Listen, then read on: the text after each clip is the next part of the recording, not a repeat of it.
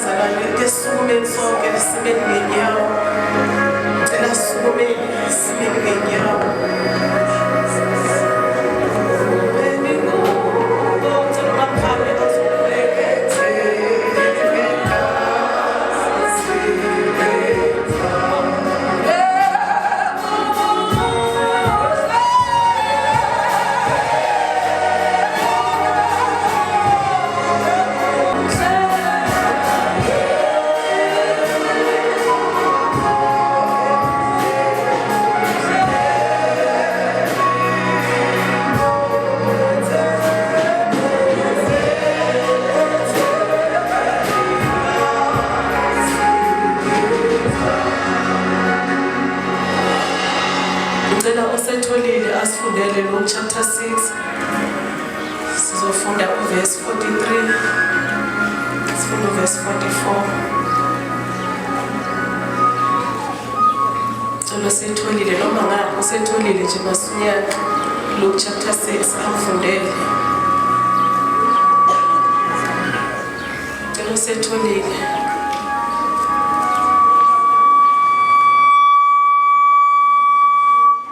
Luke chapter 6 verse 43. Ngokuba akukho muthi omuhle othela isithelo esibi, futhi nomuthi omubi awutheli isithelo esihle. Ngokuba yilowo nalowo muthi waziwa ngesithelo sawo.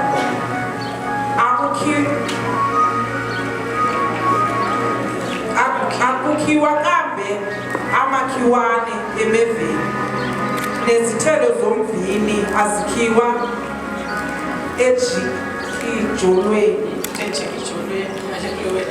Ngicela sitholile ngiyabonga mama umlambo sikhona mawuthole ngesikhathi sifundele. Verse 43. Yes, 44.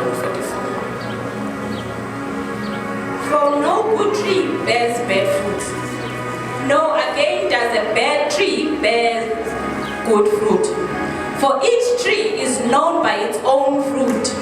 For figs are not gathered from thorn bushes, nor are the grapes picked from the bramble bush. Hallelujah. Amen. Amazwi la eswezwa enkulunywa inkosi uJesu. These are the words from the Lord Jesus.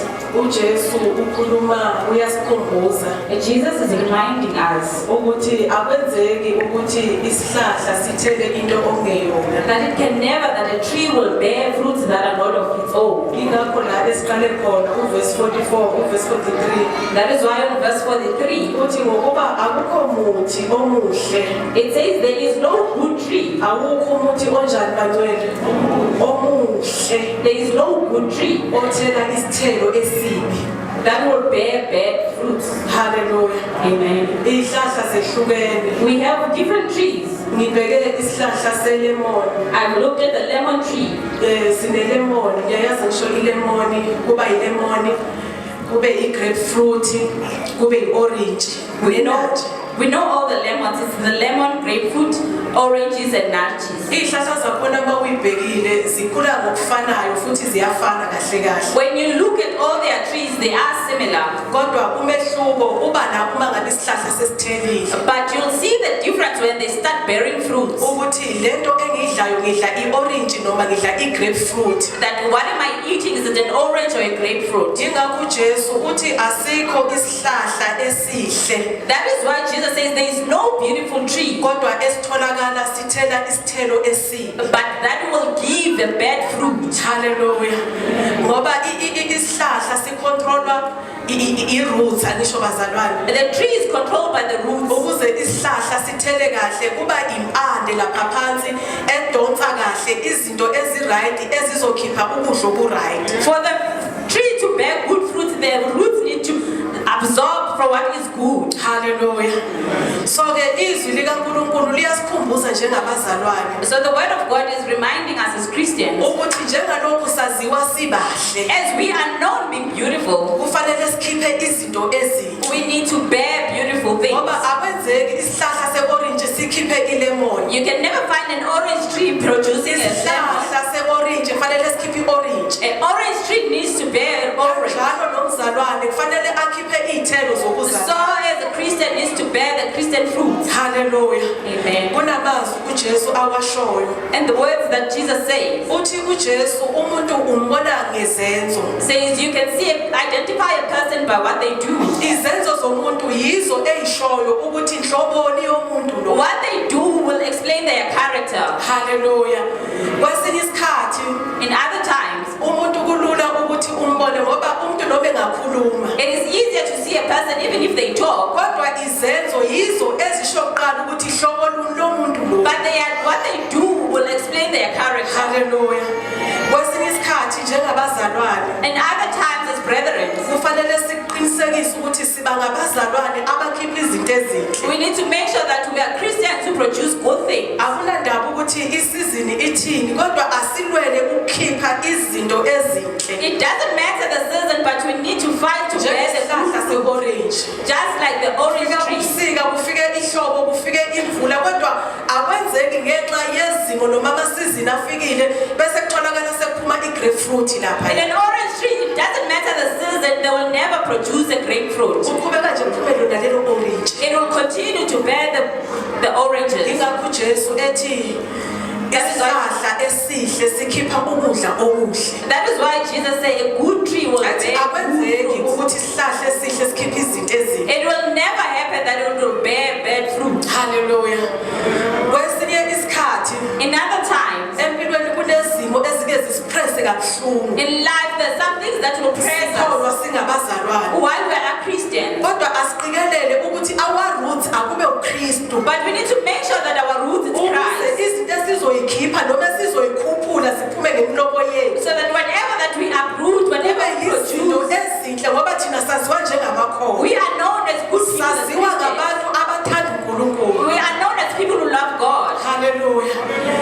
Ngeke ngahlangana nomunye umzalwane I met one Christian. bebemenza into ebuhlungu nami ngiyavuma ibibuhlungu. They did a very bad thing to them. It was Bathi painful. kunamazwi engawathatha uma kulobo buhlungu ayekubo In into the- ayenziwe yona. In the pain, in the midst of the pain that they were in. Muhle lo mzalwane uyakholwa yonke into yakhe i-right. She's beautiful, they Christian, everything is okay. Kodwa ngalelo langa But on that day, into ayikhipha ngomlomo wakhe yangenza ukuthi ngisale ngimangele. what they said with their mouth that was shaken, Bayaxabana ke ngendlela abaxabana ngayo. he had an inquiry with someone else. Usethi ke lo mzalwane ngendlela ezwa ngakhona ubuhlungu uthi sengathi angafa ashayiswe imoto. He said, I wish they could die, a cow will hit them. Akwenzeki isihlahla esihle It cannot happen that a good tree sikhiphe into engekho yinhle. will bear something that is not Uthi good. uJesu niyobazi ngokwemisebenzi yabo Jesus said you'll see them by their works ukuthi hlobo lomuntu lolu. as to what kind of a character they have. Nangaphandle bonke abantu njengalabo abathengisayo nje baziwa ngomsebenzi wakuthi ngabantu abanjani.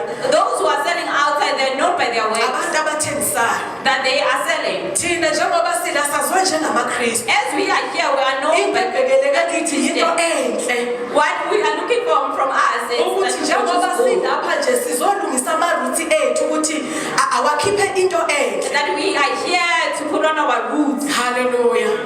Umuntu waziwa ngemisebenzi yakhe. A person is known by their works. Kwesinye isikhathi ngeke ngithi ukuba umama akusikho ukuba namabele nokuba nefiga nokuma kahle. In other times, they say being a woman is not Ukufasa how to body imhlawumbe shape ngamacici njengoba ngiwafakile. or to have earrings. Kodwa ukuba umama kuba umama ngoba kunemisebenzi ayenzayo kumama ekhaya. But being a mother, it's being a mother because there are works that you do at home. Hallelujah.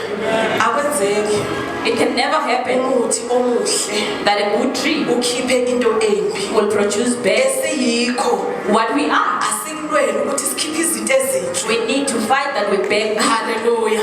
Amen. Inhliziyo yesicontrolayo bazalwane. Our heart is the one that controls us. Umzalwane engikhulume ngaye ukuthi waze wakhipha amazwi abuhlungu. The Christian who said those Ukuthi sengathi bad lana words angafa. that they would Lento die. yayidiphi enhlizweni yakhe. It was deep in her heart. Yingakho enhlizweni zethu kufanele sibe deep kuKristu. That is why in our heart we need to be deep in Ukuze Christ. ngoba ngabe senzakala ini endleleni. It doesn't matter what Kodwa sikhiphe situation comes izinto across, ezinhle. but we need to produce the good Hallelujah. things Ngoba thina sinjengesihlahla. because we are like trees. Hallelujah.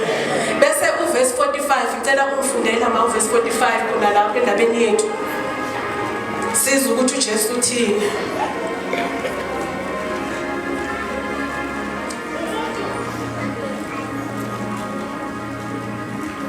Umuntu omuhle uveza okuhle emfuyweni enhle yenhliziyo. Nomubi uveza okubi emfuyweni embi. Ngokuba umlomo wakhe ukhuluma ngokuchichima kwenhliziyo. Hallelujah. Amen. Amazwi la kusezwini likaNkulunkulu. It is in the word of God Ukuthi once waqala wakhipha amazwi amabi. that you want to speak bad Ukhipha words. vele into esenhlizweni yakho khona. You are speaking what is in your heart as a Christian. Hallelujah. Amen. Yingakho kubalekile ukuthi sibe nobudlelwane noKristu. That is why it is important to have a relationship Inhliziyo with yethu Christ. kufanele sivume ukuthi linywe yizwi likaNkulunkulu. We need to allow the word of God to change Kufanele our hearts. sivume ukuthi amaruthi okukholwa kwethu akube uKristu We need to allow our roots to be Christ ukuze sizokhipha ithele ezinhle. so we can bear good fruits. Hallelujah. uJohn 15 uverse 5 neyikhumbula bazalwane. Cela ningivulele uJohn 15 uverse 5. John 15 uverse 5. Sizwe uJesu ukuthi uthini. Nina ningamagatsha. Ohlala kimi nami kuye, lowo uthela izithelo eziningi.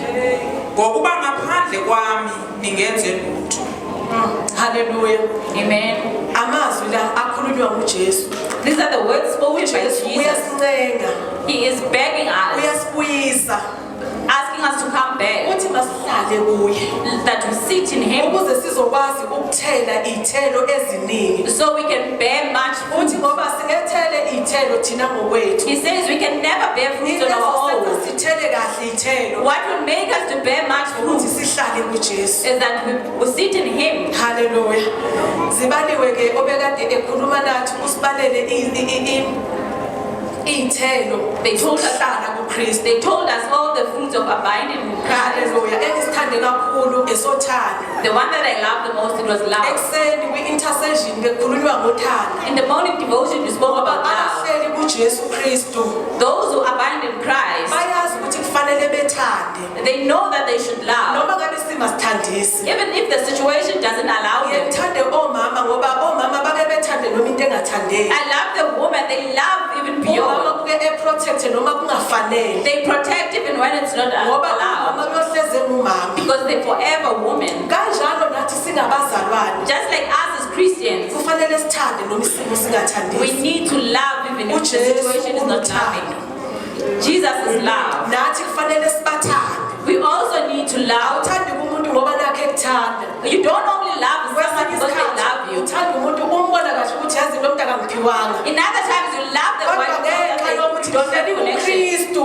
But because you are in Into Christ, eyenza ngithande ngimthande ukuthi ngi-rooted la. what makes me love them is because I'm Inhliziyo rooted. yami i-rooted la kuKristu. My heart is rooted in Christ. Uthando enginalo akusilo uthando lwenyama. The love that I have is not of Kodwa flesh, uthando engiphiwe ekhaya ezulwini. but it is the love from Christ. Yingakho uJesu ethi hlalani kimi. That is why Jesus says, abide in Ukuze me, nizokwazi ukuthanda noma ngabe yini elihlangana naye endleleni. so you can be able to love whatever that you come across. Nizolenzela inzondo nithi nikholwa kodwa bese nikhipha iy'thelo ezimbi. You need to bear good fruits. Hallelujah. uNkulunkulu wethu luthando. Our God is love. Sengathi ubungatabanga ubheke umuntu ongamthandi. You can start looking at someone you don't Ubheke love, nomuntu osho kahle ukuthi yazi nangenze ngimxolele. and the same person that you Kodwa never uma uya forgive. kuKristu ngoba ngokwakho angeke uze uzenzele wena. With your own, you cannot do it. Kunomzalwane ongibusisile ensukwini. And there's a brother that who blessed me during the week. Uthi ubaba ngakhula kubaba ngingenayo ngikhuliswe ngumama. He said, I grew up without a father. Uthi ekukhuleni kwami ngize ngashada yonke into kodwa noma ngabe kubaba kube khona bengasithuka kwabukhona le. I knew that my father was somewhere out there. Kodwa ukuthi asondele kimi ngoba umama ungikhulise eyedwa. My mother raised me all alone. Uthi ngafika la ekhaya uthi beku 2024 I came to this church in 2024. ubaba ekhuluma ngokuxolela. The pastor was talking about Uthi forgiveness. ngathi ngiphuma la enkonzweni ngavele ngayofona ngamfonela ubaba wami. When I left the house of the Lord, I went and called my Uthi dad. baba ngiyakuthanda ubaba wami. I said, I love you, Dad, you my father. Hallelujah.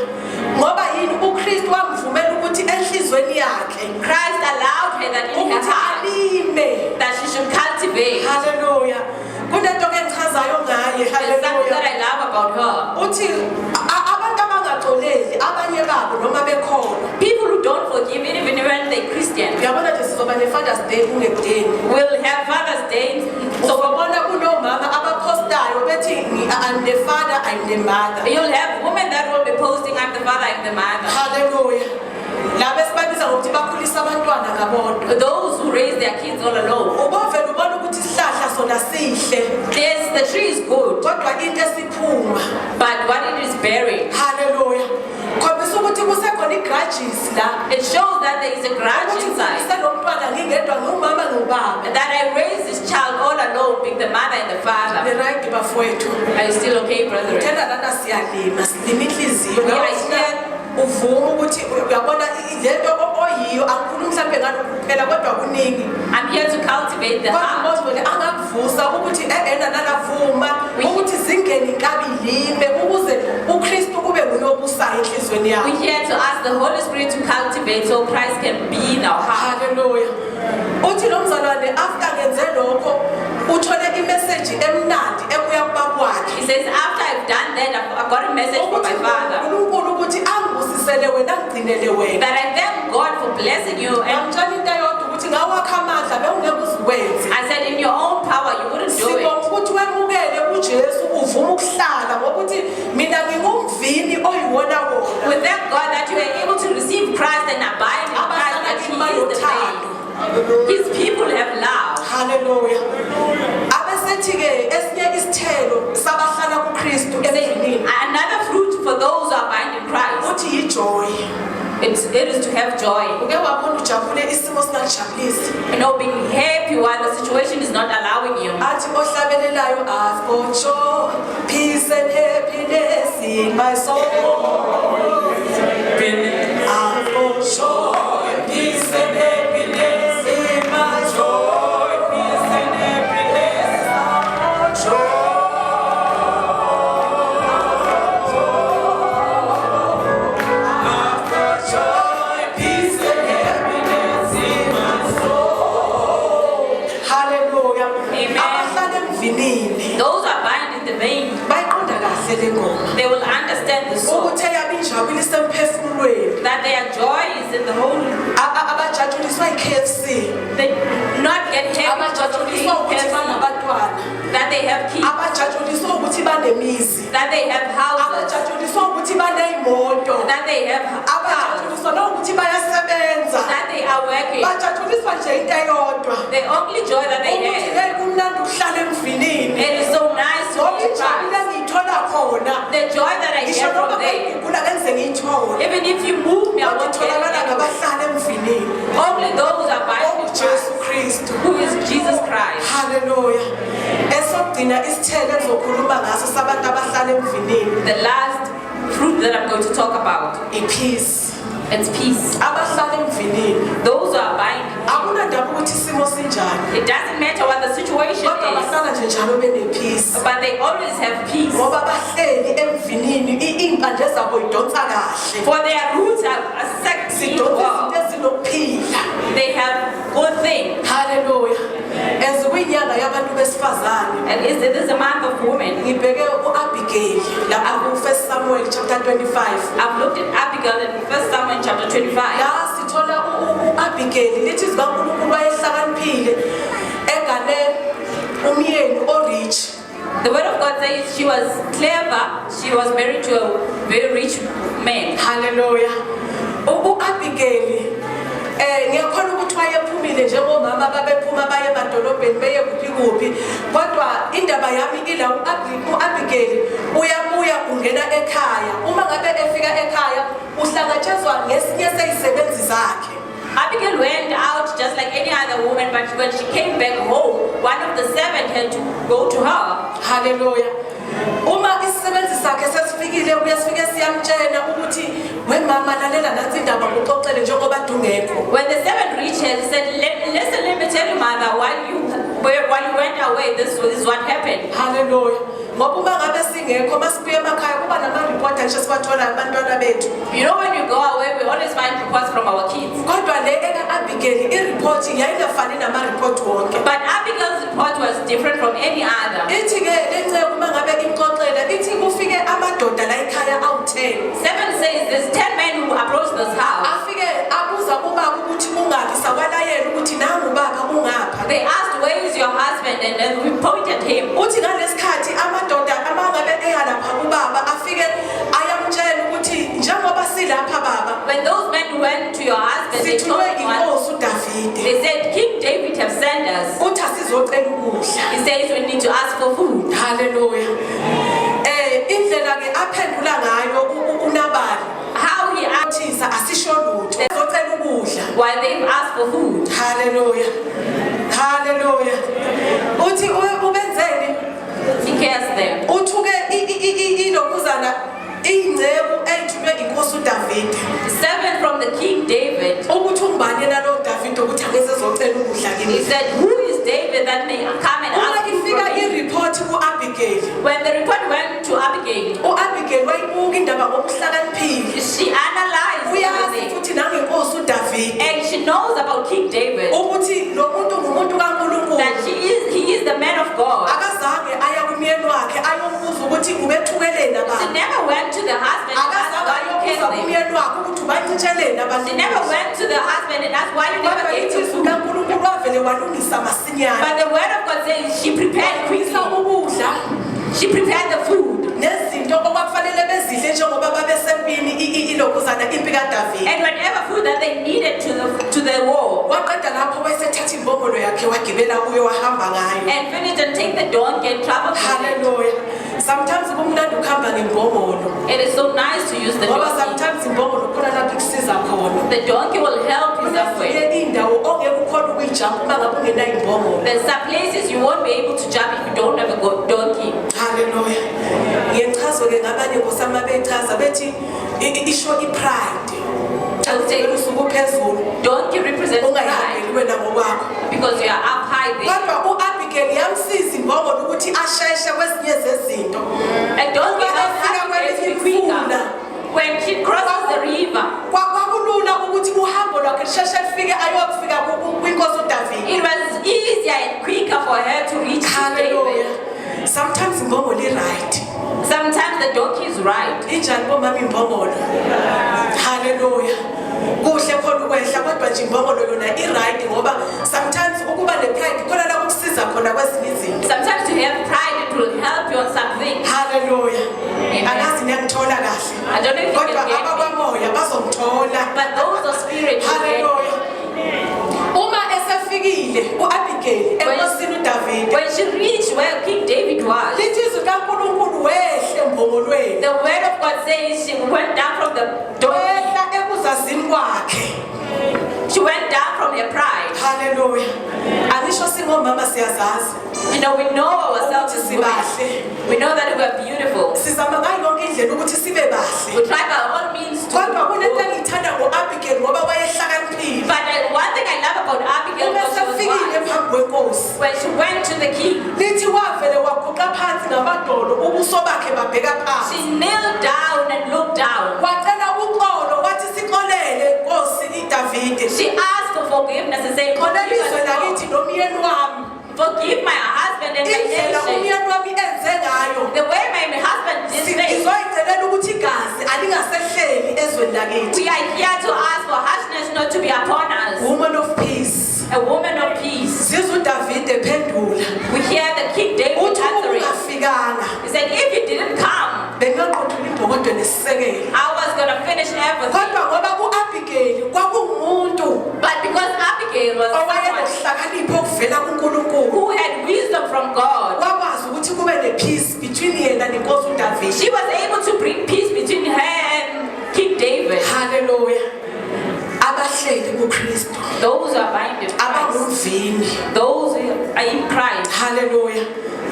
Banakho ukuthula. they have peace. Uma ungenakho ukuthula, If you do not have peace, ngizokukhuthaza ukuthi nawe uJesu I'm here to uthi encourage hlalani kimi you. Says abide in ngoba me. wena ngokwakho Because on your own, angeke uzukwazi ukuthi uthele. you won't bear fruits. Kufanele sibe nepeace. We need to have peace. Kuyingozi ukuba kule ndawo nokuba kulelo khaya ungenakuthula. It is so dangerous to be in that Nawe house uJesu to be uthi this house. asihlale kuye Jesus says we need to ngoba abide yena in him ungumvini oyiwona wona. because he is the good vine. Abahleli kuye bathela iy'thelo ey'ningi. Those who abide in him will bear much, Bedlula nalezi engiyibalile. even more than what I've counted. Hlalani kimi. Abide in me, Lani kimi. me in you. Hallelujah. Ngifike ekugcineni kwentshumayelo yami. I'm at the end of my sermon. Ume khona onganawo uJesu othi nje qhakaza ngisindiswe.